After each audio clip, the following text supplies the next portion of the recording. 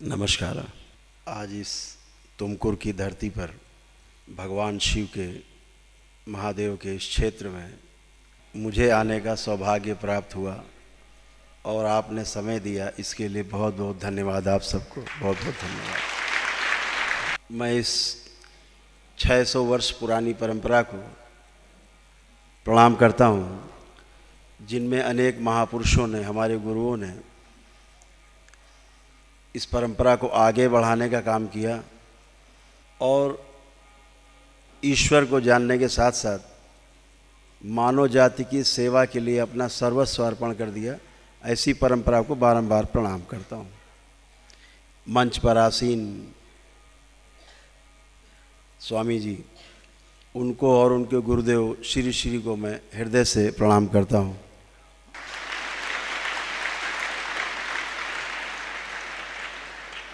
आप सबके आराध्य शिव स्वरूप श्री श्री जी ने जो इस परंपरा को इतना पुष्पित पल्लवित किया, बढ़ाया और उसको आगे बढ़ाने का काम और फैलाने का काम जो स्वामी जी कर रहे हैं, आपको हृदय से बहुत बहुत धन्यवाद करता हूँ। हमारे गुरु कहते हैं कि विद्यादान सबसे बड़ा दान है जो कभी नष्ट नहीं होता।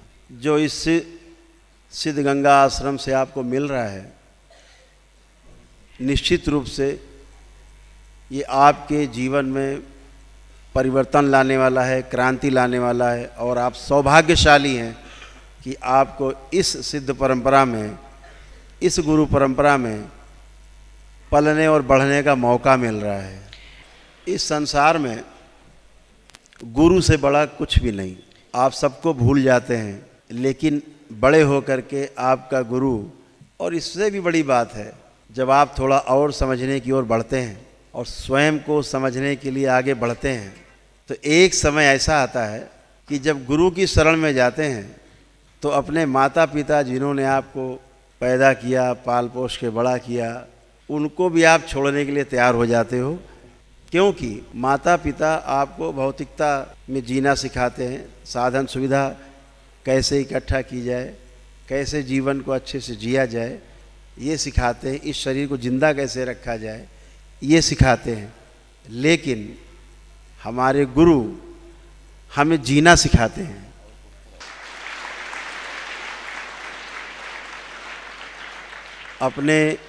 अपने गुरुदेव के लिए लोग अपना घर, परिवार, संपत्ति सब छोड़ देते हैं और गुरु की शरण में जाते हैं। ऐसा लोग बड़े होकर के करते हैं, लेकिन आप सब बहुत सौभाग्यशाली हैं जो सिद्ध गंगा गुरुओं की इस पवित्र परंपरा में आपको बचपन में ही स्थान मिला और आपको ऐसे गौरवशाली गुरुओं का सानिध्य प्राप्त हुआ। इस पवित्र स्थान में, जिसके उत्तर में माँ गंगा और उसके दक्षिण में सिद्ध गंगा, कितना अद्भुत संगम जिसमें हम बैठे हुए हैं, जहाँ बैठे हैं इस पवित्र स्थान पे, अद्भुत स्थान है, पवित्रतम पावन स्थल। प्रणाम करता हूँ इसको। आप सबके बीच में आकर के बहुत अपने आप को धन्य समझ रहा हूँ कि मुझे भी इस गुरु परंपरा में आकर के कुछ समझने का और सीखने का मौका मिल रहा है। आप 10,000 बच्चों का पूरा संस्थान देख पा रहा हूँ जब से आया हूँ। कितना अनुशासन, अद्भुत अनुशासन है आपका, और ये अनुशासन ही आपको आगे बढ़ा सकता है। इस बात को हमेशा ध्यान रखना है। गुरुओं का आदर सर्वोपरि है। अगर हम गुरु का आदर करते हैं, उसके आचरण को अपने में ढाल लेते हैं, तो निश्चित रूप से हम एक सितारे के रूप में चमकते हैं और अपने साथ साथ अपनी गुरु परंपरा का भी नाम रोशन करते हैं, अपने गुरुओं का नाम रोशन करते हैं।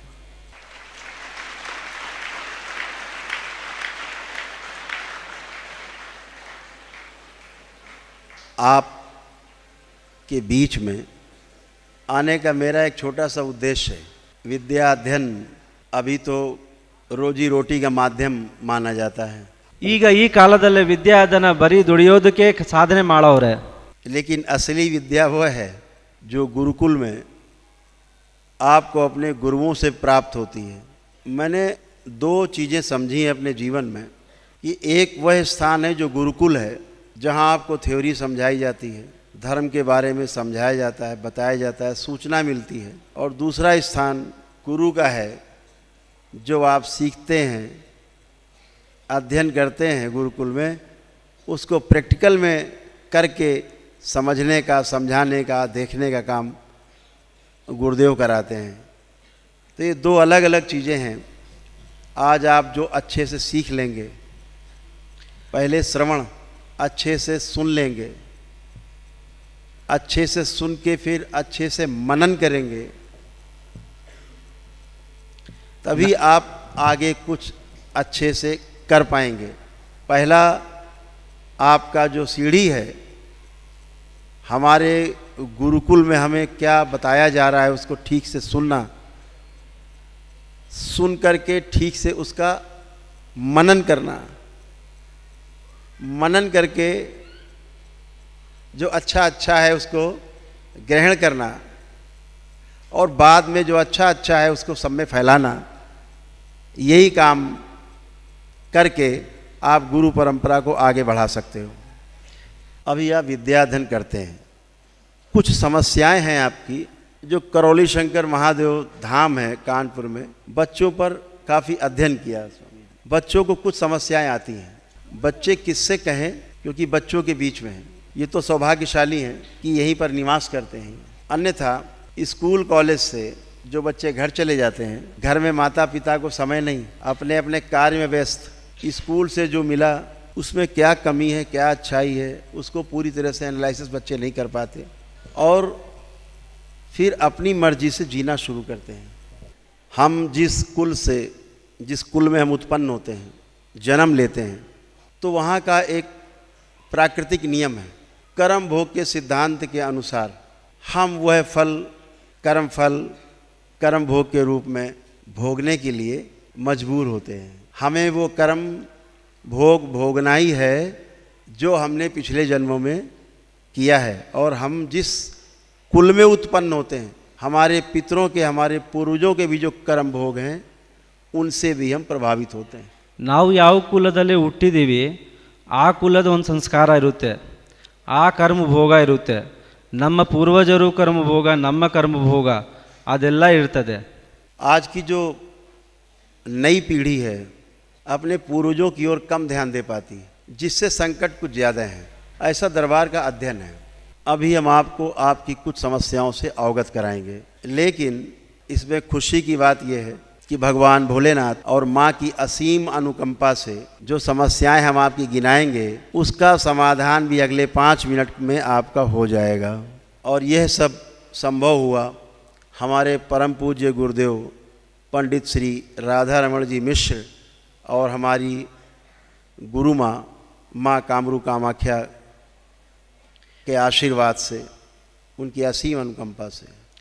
हमारे परम पूज्य गुरुदेव पंडित श्री राधा रमण जी मिश्र ने 111 वर्ष की उम्र में जीवित महासमाधि ली। आज आपको शिव और शक्ति का एक साथ अनुभव इस प्रांगण में होने वाला है। इसके लिए आप सब तैयार हो जाओ। जैसे कुछ समस्याएं आपकी, जैसे जब टीचर क्लास में आपको पढ़ाते हैं, गुरु आपके पढ़ाते हैं, अध्यापकगण, आपका उनकी तरफ ध्यान नहीं होता, या जो बोलते हैं, समझाते हैं, पढ़ाते हैं, तो आप ठीक से बात को समझ नहीं पाते। कभी कभी आप लोगों में, आप गुरुकुल में हैं, कभी कभी ये भाव भी बहुत बच्चों में आते हैं कि हम कहाँ हैं, चलो निकलते हैं। कुछ बच्चे, अब यहाँ मेरे को नहीं पता कि मोबाइल आपको मिलता है कि नहीं, अलाउड नहीं है, अदरवाइज मन तो करता ही है कि मोबाइल देखा जाए। ये भी एक विकार है। इस आधुनिक विज्ञान का ये अच्छा एक संसाधन है, लेकिन विद्यार्थियों के लिए ये बहुत ही बेकार की वस्तु है। जैसे पढ़ाई में रुचि कम होना या ना होना, कि हम ज़बरदस्ती बस पढ़ रहे हैं, अपने आप को ढो रहे हैं, ऐसा भी होता है। पढ़ते समय मन भटकता है, पढ़ते समय घबराहट, बेचैनी, उलझन पैदा होती है, एंजाइटी होती है। ನಮಗೆ ಓದೋಕ್ಕೆ ಇಷ್ಟ ಆಗಲ್ಲ, ಓದುವಾಗ ನಮಗೆ ಇದಾಗುತ್ತೆ, ಭಯ ಆಗುತ್ತೆ, ಎಂಜೈಟಿ ಥರ ಆಗುತ್ತೆ, ಏನಕ್ಕೆ ಓದ್ತಾ ಇದ್ದೀವಿ ಅಂತ ಅನಿಸುತ್ತೆ. अपने गुरुजनों से भय होता है, अपने सहपाठियों से कभी कभी गुस्सा, क्रोध और चिढ़ पैदा होती है। ನಮ್ಮ ಗುರುವಿಂದ ನಮ್ಗೆ ಭಯ ಆಗುತ್ತೆ, ನಾವು ಓದ್ತಾ ಇರುವ ನಮ್ಮ ಸಹಪಾಠಿಯ ಜೊತೆಗೆ ನಮ್ಮ ಕೋಪ ಬರುತ್ತೆ, ಜಗಳ ಆಗ್ತೀವಿ, ಇದಾಗ್ತೀವಿ. और आत्मविश्वास में कमी रहती है कि हम पता नहीं कर पाएंगे कि नहीं कर पाएंगे, ऐसा लो कॉन्फिडेंस रहता है।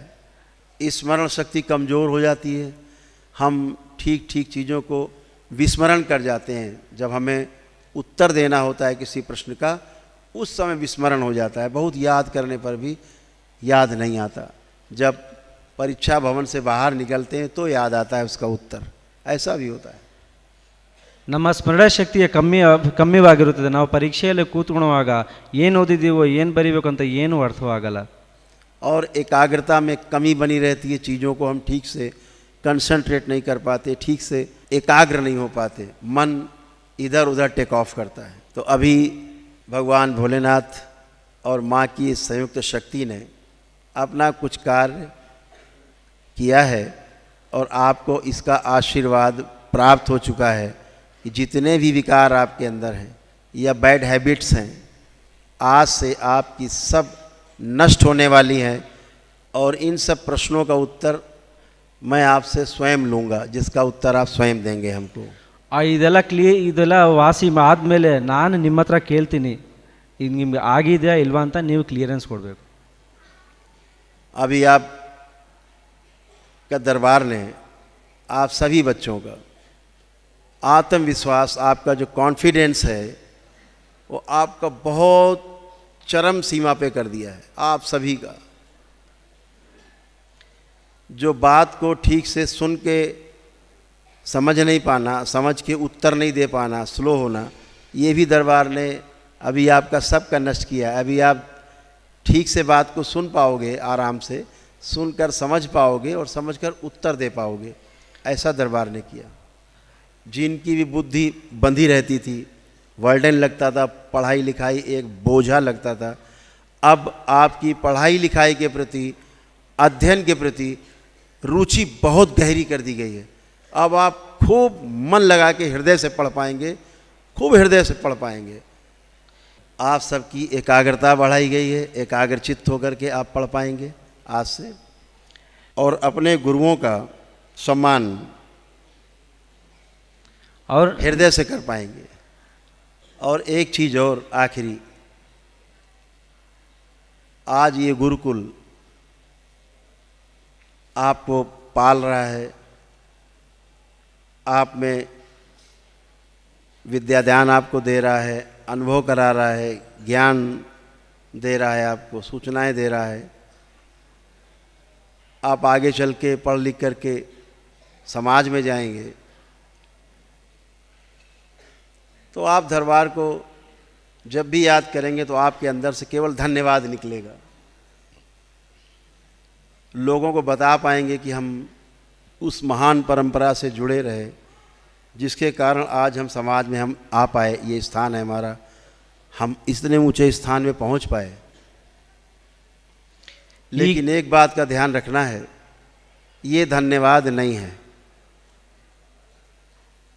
जब भी आप सक्षम बने और जैसे इस गुरुकुल ने आपको पाल पोस कर बड़ा किया है, बड़ा करे, जब आप सक्षम होना अपने जीवन में, तो आपको आपके जैसे बच्चे जहाँ दिखाई दे समाज में, उनको भी अपना जैसा बनाने का कोशिश करना, यही गुरुकुल के प्रति सबसे बड़ा धन्यवाद होगा।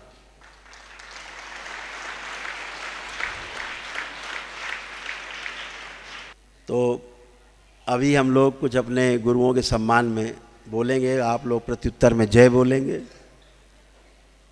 और इसके पश्चात जो मैंने बोला है आपसे वो अपने आप संपन्न हो जाएगा, उसका उत्तर आप स्वयं देंगे। ನಾವೀಗ ಹೇಳೋದು ಗುರು ಸನ್ಮಾನದಲ್ಲೇ ನೀವೆಲ್ಲರೂ ಜಯ ಹೇಳಬೇಕು, ಆಮೇಲೆ ನಾವು ಕೇಳ್ತೀವಿ, ನಾವು ಆನ್ಸರ್ ಕೊಡಬೇಕು। तो सभी लोग प्रेम से बोलिए सद्गुरुदेव भगवान की जय। गुरु माता की, जय, भगवान भोलेनाथ की, माता कामाख्या की, जय, सभी संतों की, जय, गौ माता की, जय, बोलिए सच्चे दरबार की, जय, करौली शंकर महादेव की, जय, सिद्ध गंगाश्रम की, जय, हर हर महादेव। आप सभी लोग अपने अपने नेत्र बंद करें, अपने अपने हृदय में भगवान भोलेनाथ को ध्यान करें, शक्ति स्वरूपा माता कामाख्या को प्रणाम करें, परम पूजनीय गुरुदेव भगवान को प्रणाम करें और गुरु माता को प्रणाम करें। अपने शिव स्वरूप गुरुदेव भगवान श्री श्री शिव शिव अंत सुमिरी को मनसे ध्यान कर लें, प्रणाम कर लें। आपके समक्ष आपके गुरुदेव भगवान जो मेरे मंच में बैठे हैं साथ में, स्वामी जी को प्रणाम कर लें और 5 बार बोलेंगे ओम नमः शिवाय।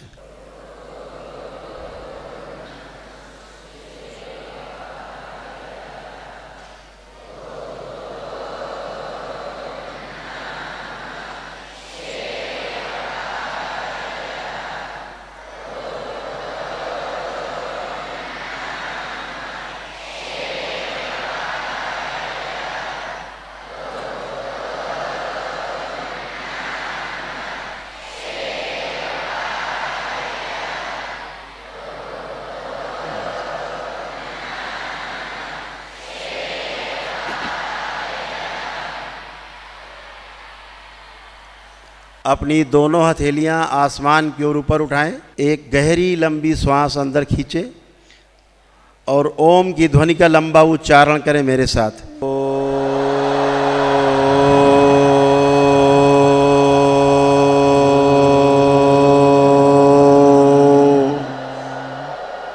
ऐसे 2 बार और करेंगे।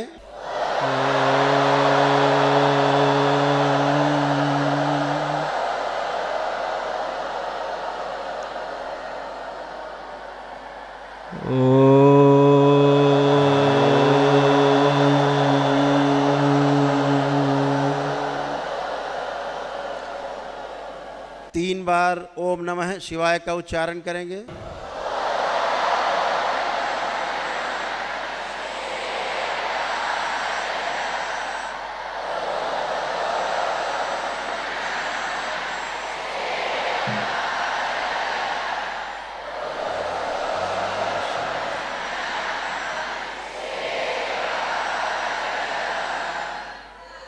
तालियां बजाएंगे।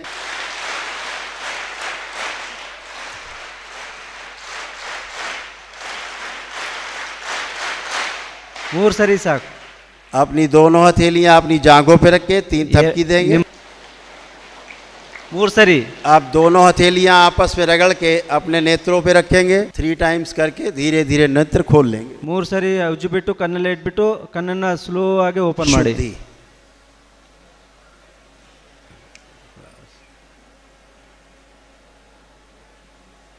अब जितने भी आप बच्चे यहाँ बैठे हो, जितने भी लोग प्रांगण में हैं, सभी लोग,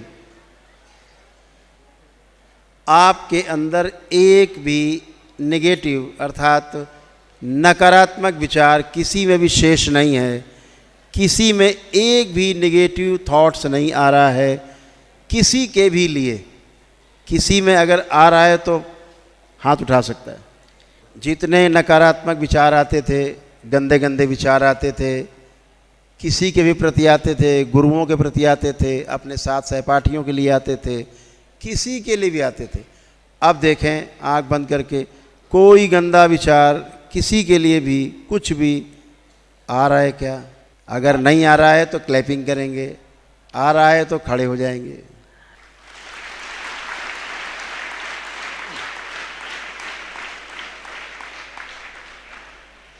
आप सभी का दरबार ने आत्मविश्वास बढ़ाया है, कॉन्फिडेंस बहुत हाई किया है।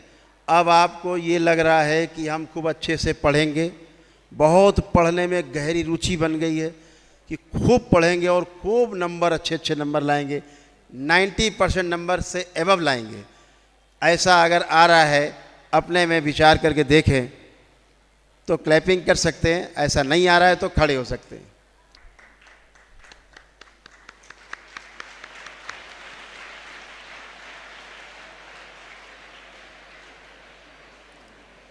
दरबार ने जितना बोला कि आपकी एकाग्र शक्ति बढ़ाई गई, गुरुओं के प्रति हृदय में सम्मान के भाव पैदा किए गए, ये भोलेनाथ और माँ की संयुक्त शक्ति के कारण हुआ।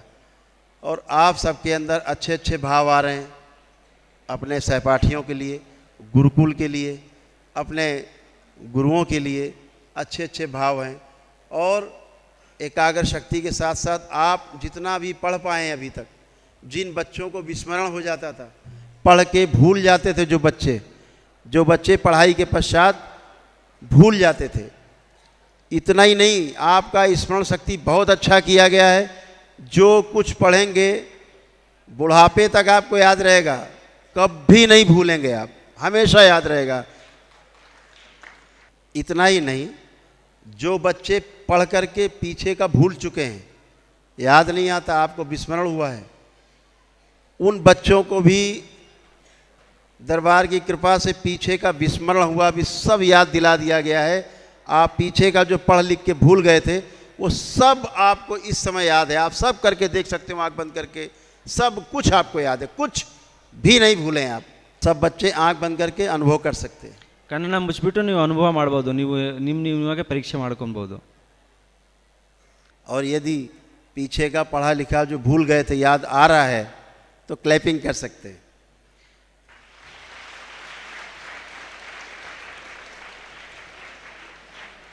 तो अब आप अपना हर कार्य अच्छे से कर पाएंगे। आप तो बहुत अनुशासित हैं, आप बहुत ही अनुशासन में है, तो हमने देखा ही है, लेकिन आप और अपने आप को स्व अनुशासित कर पाएंगे। मैं दरबार की ओर से, अपने समस्त पूर्ण गुरुओं की ओर से आप सभी के मंगल भविष्य का, उज्जवल भविष्य का कामना करता हूँ कि आप सभी विद्या अध्ययन करें।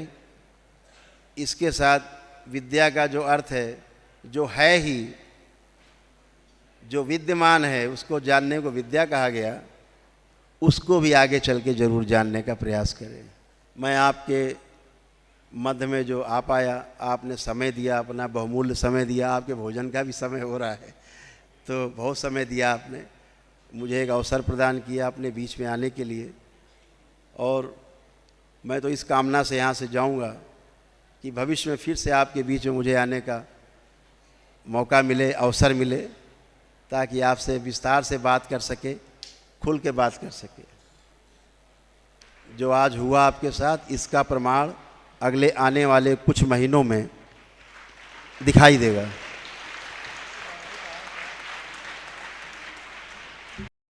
मंगल कामनाओं के साथ, हरि हर।